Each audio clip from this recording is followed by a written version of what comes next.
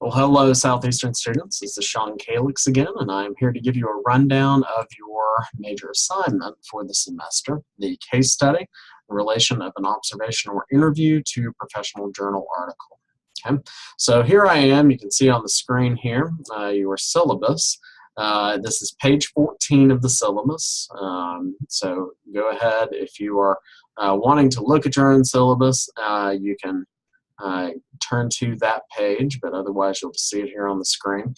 This is the description of your major assignment.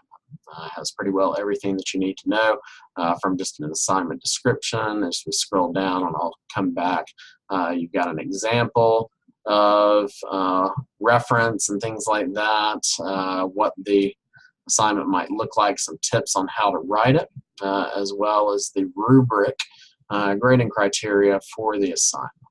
Okay, and then students who are in teacher ed here on page, let's see, 17, 18 of the syllabus, you will also see a description of the artifact for your teacher portfolio. So you see at the top of the assignment description these words, artifact number 7, that is for our teacher ed students. Okay, and the description of how to get it for the portfolio. I'm going to be changing some information on this syllabus. For instance, Tammy Crow is not the instructor for this class. That is Sean Calix. I need to update all of that, but this is a big old long syllabus and I haven't quite been able to update everything within it. But I will be updating that for the semester, so I'll have all of my contact information in there.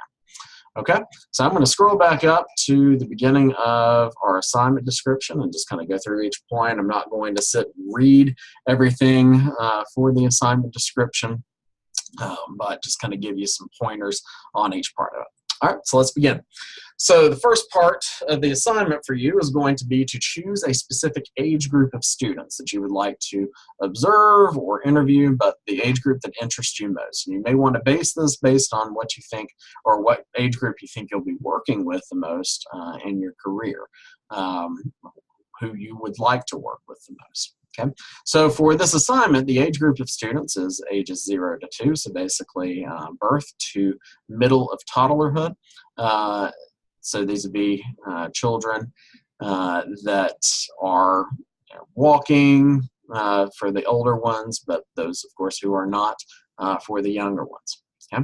And then the second age group is ages 2 through 7. That is going to be an age group of students who are in the middle of toddlerhood or moving on into their preschool years and early school age years, kindergarten, first grade, that time frame. Okay?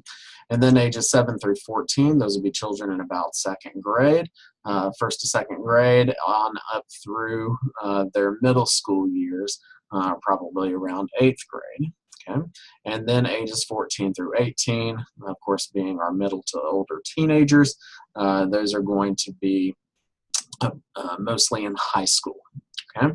So anyway, choose the one that interests you most, and then you're going to choose whether to conduct an observation within a group setting or conduct some individual interviews of children in those age groups. One other thing with the age groups, choose only one. I don't want students going and conducting this case study on children in each age group. I'd run a similar assignment here at Cameron University where I tell students observe only one child in each age group that we are having you observe for, and inevitably somebody doesn't follow the instructions. So please follow the instructions. Specific age group of children, choose only one. Okay? All right, so anyway, for the observations, what you're going to do is you're going to observe children in a group setting, once again, that can include daycares, meetings of an organization such as Cub Scouts, Boy Scouts, Girl Scouts, juvenile detention centers, youth shelters, any place where children are going to be together in a group. Okay? Now, one thing that we need to make sure that we understand is not just any place, though. I would prefer that you observe children who are in a group setting that's more of a structured setting. So you may want to avoid, for instance, church nurseries where you may have just 1 or 2 adults or maybe even some teenagers in the room, just watching the kids during worship services and all those kind of things. And there's not a whole lot of structured activity. You may also want to avoid, just going over to your friend's house where there may be a bunch of kids together for a birthday party and observing. We want to have something that's got some sort of structured activity going on so that you can kind of see how children, for instance, move from unstructured to structured environments and things like that. Might be part of your observation. So anyway, try to keep it in a structured setting.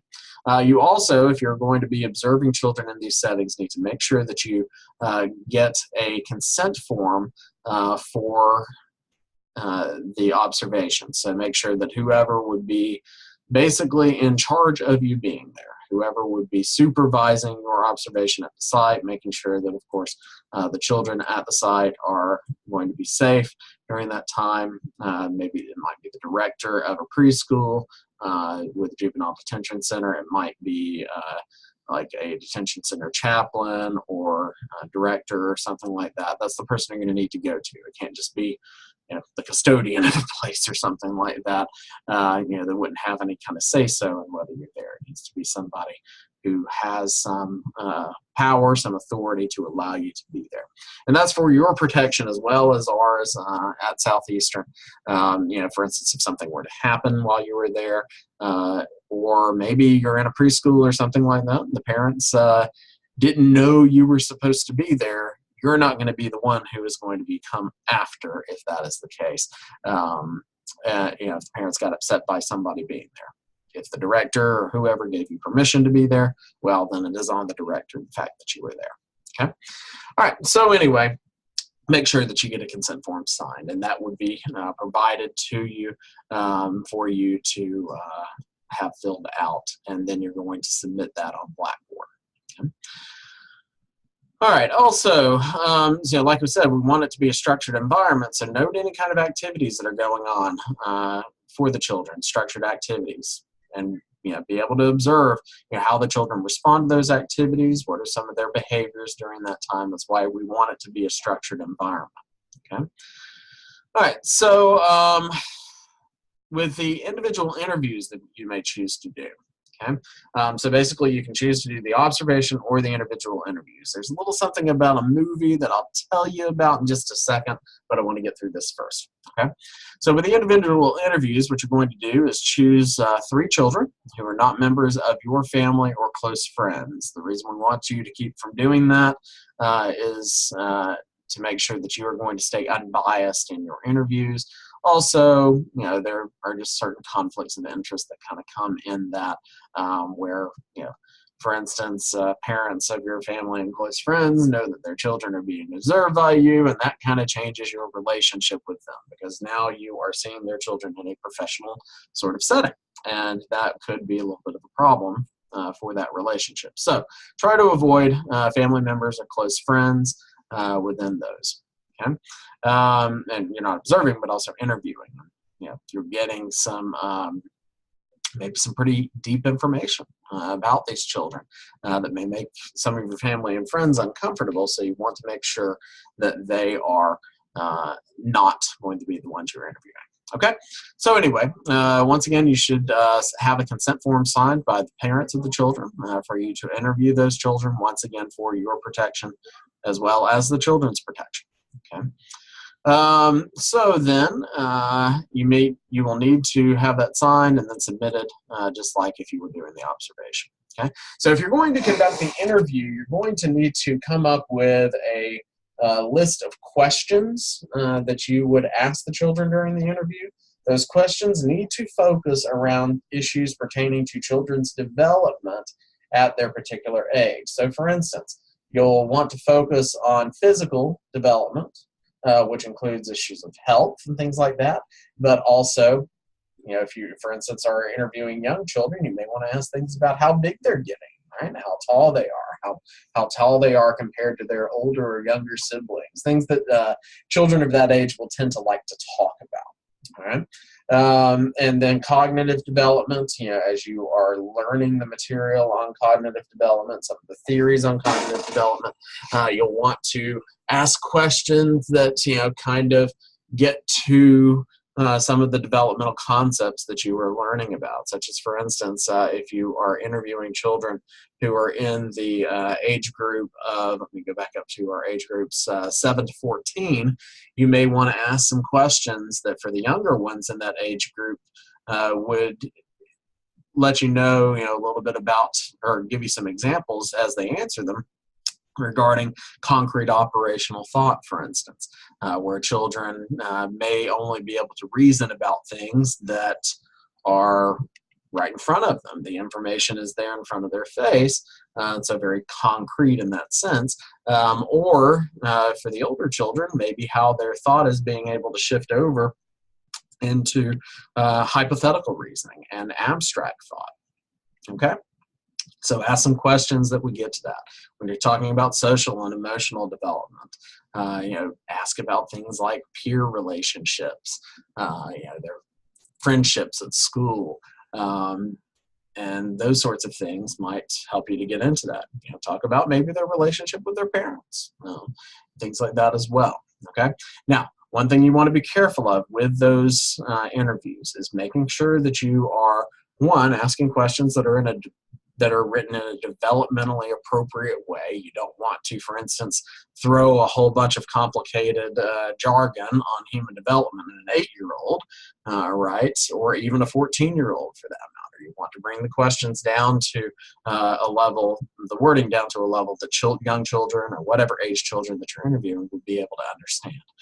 But you also want to make sure that you, with those questions, are not getting into things that are too personal, too deep, issues about past trauma, for instance. You want to try to avoid those topics a little bit if possible. If it comes up during the interview and it seems appropriate to ask about it, then go ahead and do so, but I would not prompt children to talk about those kind of things. That's not the purpose of these interviews. You're really trying to focus on physical, cognitive, social, and emotional development and issues, but you're not really qualified to become a counselor or anything like that for these children, and that could happen. Those boundaries could get crossed pretty easily. So make sure that you try to avoid those kinds of topics of discussion. If they happen to come up, one thing that you need to make sure of as you are giving consent, but if they come up, you need to make sure that, if, for instance, a child were to reveal some sort of abuse, cause for concern, first, you would need to contact me. I would prefer that you do that to let me know what's going on. But we are, within this field, mandatory reporters for anything like that happening. So make sure that if something like that comes up, that you talk with me about it really quickly. Contact me as soon as possible and let me know what's going on, and we'll take the appropriate courses of action with that. Okay? All right. But hopefully, of course, none of those kinds of things are going on. Okay. So all right, let me go ahead and stop here and answer this question about the videos. During past semesters where this class was taught, there was an option for students to watch a film, for instance, instead of doing the observation or doing the individual interviews. I would prefer that we keep that film out of this assignment, if possible. Okay. And that was a film that you would choose. The way that we're going to do that is if a student is unable to observe students in a group setting or children in a group setting because, well, for instance, maybe they live in a rural area where there are no locally developed or available daycares, other places where children would meet very easily if you're in a very isolated situation, or there's something else that's happening to where you just cannot go and observe children. Okay, let me know about that. And then also, in addition to that, if there's something where some reason you cannot interview children, maybe you just don't know any children, right? You don't know any families with children, and if you cannot observe children in a group setting, and you cannot observe children interview children, then in that case, we may allow you to do a movie review assignment, but I would want you to let me know what's going on. Let me know why you're not able to do that, because the movie review is going to be more of a worst case scenario. We will only do this if we absolutely have to option. Okay? All right, so down here on this bottom paragraph, what you're going to see is just a kind of some guidance on what you need to be doing during either your interview or observation. One of them is to keep some detailed notes. Make sure that your notes contain a good summary of what you observed or what you found out during the interview. If you are interviewing children, you may also want to audio record. If you audio record, make sure that you get consent from the parents to do that. But you'll want to make sure that you keep detailed notes during the interview, during the observation, because you may not get another shot at these, right? And you want to make sure that you record everything so that you don't lose any information, okay? So you also, there's another component to this assignment that you're going to have a journal article that you're going to be relating the things that you see or that you hear in the interviews to that journal article in some way. But you're going to be doing that before you do the journal article, maybe due to time constraints and things like that. So we need to make sure that we, if you are doing all of this before you find the journal article, that you are doing it over the specific age group, over one specific age group, because you need to make sure that you are able to find an article easily for the age group that you are observing or interviewing. Okay. All right. Oh, one other thing I missed for the interviews. You also have to interview 3 children. All right. Make sure that you do that. It's not just one child if you choose to do the interviews. Okay. Moving forward, you also see, like I said earlier, that you need to locate and copy a professional journal article that pertains in some way to your observation or interviews. Okay. So 2 things with this. One is it needs to be a professional journal article. I do not want to see students bringing me sources from Wikipedia, WebMD, Psychology Today, all of those kind of things. What we mean by professional journal article is that the student is finding an article that is reporting on original research, okay, or is at least a lit review that is from a journal. Okay, and with these journals, what we're talking about are journals that are what we call peer-reviewed, meaning that the content within those journals is reviewed by other professionals and often academics and scholars within the field that the article, the topic is focused on. So that's not just your everyday article in a magazine or on the web or anything like that. Those often are not peer-reviewed and really are just reviewed by an editor to make sure that they have good sentence structure, grammar, and spelling, and then they put it up on the website. All right. This is peer-reviewed in the sense that we are making sure that the content is scientifically rigorous, that it's valid, right?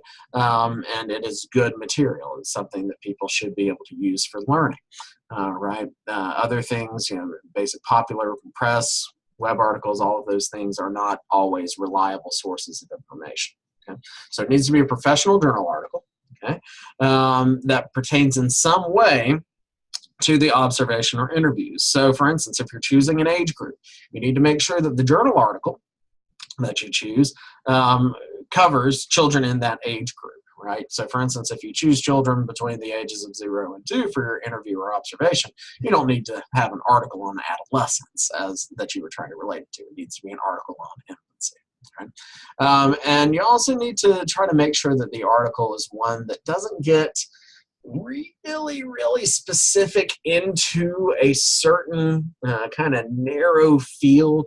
You'll want something that's going to be a little bit more broadly applicable. So for instance, articles that, for instance, with infancy are getting into infant memory capacity or infant physical development milestones or something like that, where it's going to be a little bit more broadly applicable to what you're observing. If you get into an article that's too narrow in its field, then what you may end up with is an article that you really can't relate your observations or interviews to, because the article is just addressing something that you didn't even see in your observations or hear in your interviews. So make sure that it's something a little bit more broadly applicable. Okay. If you have any questions on that, feel free to email me. Feel free to email me any articles that you're finding, and I'll kind of tell you whether it looks like something you might be able to use or not. Okay. All right, so one thing you're going to do with that article is you're going to copy the entire article, including the article's reference section, and it should be recent too, no more than 3 years old. Okay, there's a lot of journal articles out there that, of course, are much older than that. We want you to keep it within 3 years because we're wanting you to focus on recent research, right? We're constantly within our field, or any field within science, updating the research. We're coming on new knowledge, making new discoveries, and building on past knowledge. So we need to make sure that we are using research that is up to date, because, for instance, there are theories of development that have pretty well been refuted by more recent research, for instance. Or we're discovering new things about child development that, for instance, may be really applicable to children within our certain cultural setting and within recent generations of children. Okay, so make sure it's recent. All right, so next you're going to summarize your observation or interview in detail. So basically you're going to write about what you observe in sort of a narrative kind of setting, an essay sort of format, right? And the same thing with the interviews. If you do those, you're going to transcribe those interviews, but basically write about what you heard in the interviews, okay? Excuse me, I'm getting a little bit hungry, so I'm going to be kind of stomach's starting to grumble a little bit. All right, so and in that summarization, think about any things that were maybe surprising or unusual behaviors that you observed. As you are learning the material, you're going to be seeing things that are going to be pretty consistent with the material that you've been learning, concepts that you've been learning and everything. You may see some things that are inconsistent with it. Write about those things. Let me know what's going on. Were the group-led activities appropriate? All of those sorts of things. Okay? I'll let you read all of those kinds of issues on your own. There are those questions that kind of give you some points on how to, or what to look for and how to write it. Okay? All right, then you're going to provide a discussion of how the article you chose relates to your interviews or observations. Okay? There may be, for instance, some correlational findings within the article that say, all right, when this is happening, this also seems to be happening at the same time, and I see this to be true, for instance, with the children that I observe. So, for instance, we may have some research that indicates that children between the ages of 6 to 8 months generally develop object permanence, for instance. And maybe you are observing a child who's 9 months old, and you see that child is has achieved object permanence, for instance, during your observations, or any other sort of example of a concept. Relate it back to the article. Right. Now, of course, that's just an example. Your article findings are going to be a lot more specific and really a lot more up to date than object permanence, probably. But for instance, maybe your article is saying that, okay, well, maybe object permanence shows up earlier in children than Piaget, who developed the concept first thought. And here's why. Here's some evidence that kind of thing may be happening. You might relate that to what you are observing if you observe things about object permanence.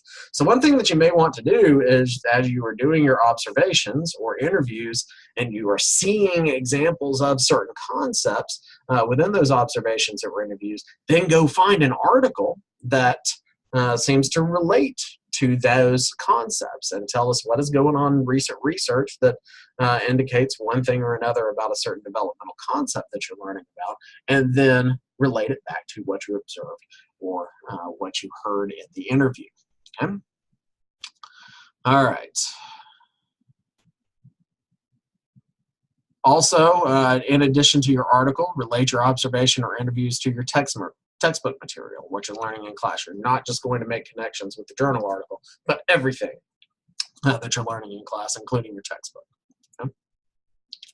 You also need to make sure that you use APA format with your citations, and that includes both in-text citations and your reference page. Okay, and there are good examples of how to do that. For instance, within your textbook, there are good examples of how to do that within whatever journal articles reference page that you are reviewing.